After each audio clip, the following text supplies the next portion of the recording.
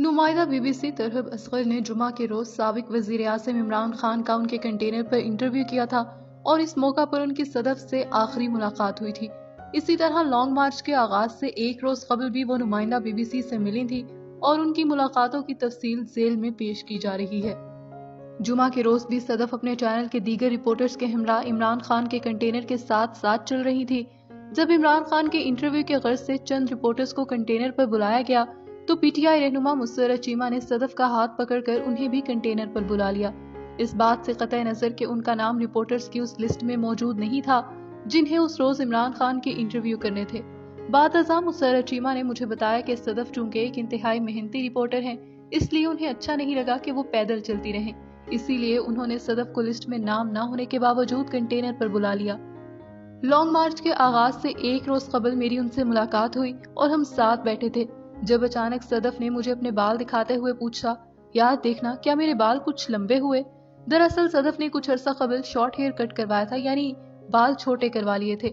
मैंने सदफ को बताया कि अब उसके बाल बेहतर हो चुके हैं, मगर फिर मुझे उसके चेहरे पर परेशानी के आसार नजर आए तो मैंने दरियाफ्त किया क्या सब खैर तो है। सदफ ने जवाब दिया, हाँ ठीक हूँ बस। मेरे दोबारा दरियाफ्त करने पर सदफ ने कहा, मैं बहुत ज्यादा थक चुकी हूँ, मैं चाहती हूँ कि कुछ अरसे के लिए सहाफत छोड़ दूं।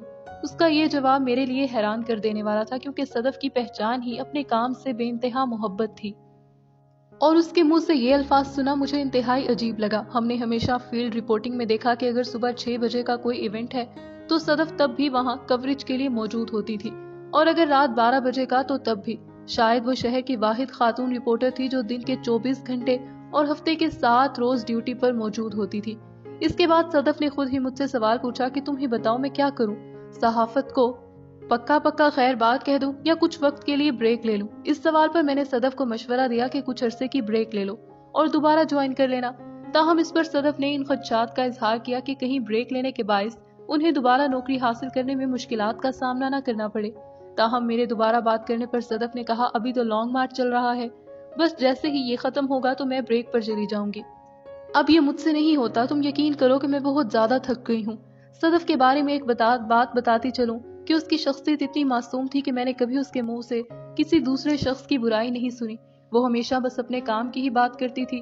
वो अपना जाहिरी हुलिया भी फील्ड सहाफियों जैसा ही रखती, यानी रफ एंड टफ और हर वक्त हर जगह जाने के लिए तैयार।